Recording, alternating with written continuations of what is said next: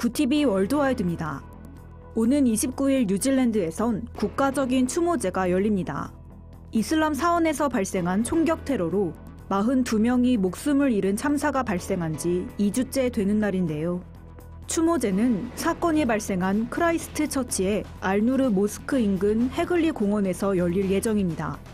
저신다 아던 총리는 성명에서 뉴질랜드 국민은 물론 전 세계 사람들이 한마음이 되어 이번 테러의 희생자를 기리는 시간이 될 것이라며 뉴질랜드가 포용적이며 다양한 가치를 존중할 것이란 점을 다시 한번 보여줄 기회라고 밝혔습니다. 가난한 학생들을 위해 헌신해온 케냐의 과학교사가 글로벌 교사상을 수상했습니다. 전 세계 180여 개 국가에서 추천된 만여 명의 후보들을 제치고 피터 타비치 교사는 수상자로 선정됐는데요. 타비치는 현지 시간 24일 아랍에미리트 연합 두바이에서 열린 수상식에서 아프리카 어린이들에게 과학을 통해 미래를 열어주고 싶다고 수상소감을 밝혔습니다.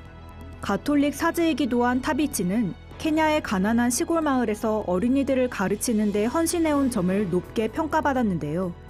특히 많지 않은 급여도 대부분 어린이들을 위해 쓴 것으로 알려졌습니다. 아프가니스탄에서 여성이 처음으로 현지 최고인기 오디션 프로그램에서 우승해 화제를 모으고 있습니다. 여성의 외부 활동이 엄격하고 이슬람 보수 문화가 강한 아프간에서 이 같은 일은 매우 이례적인데요.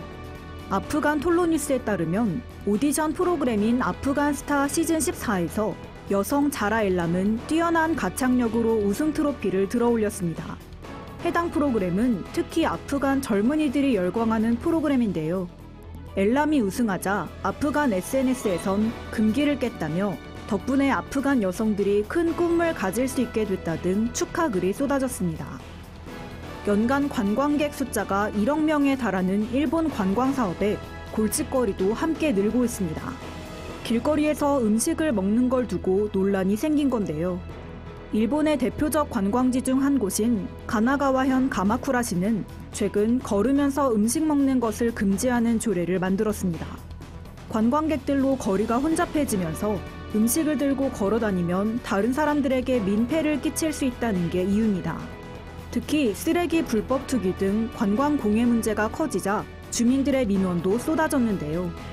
해당 조례는 4월 1일 시행되지만 위반하더라도 처벌 규정은 없습니다. 영국의 유럽연합 탈퇴, 즉 브렉시트가 혼선을 빚고 있습니다. 영국의 수도 런던에선 지난 주말 유럽연합 탈퇴 반대와 제2국민투표를 요구하는 대규모 집회가 열렸습니다. 약 100만 명 이상의 시민들이 참여한 이번 집회는 영국 역사상 최대 규모 집회 중 하나로 꼽혔는데요.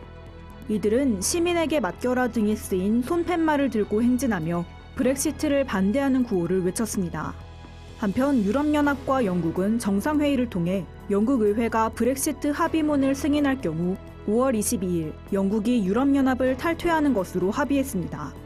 구티비 월드와이드 윤인경입니다.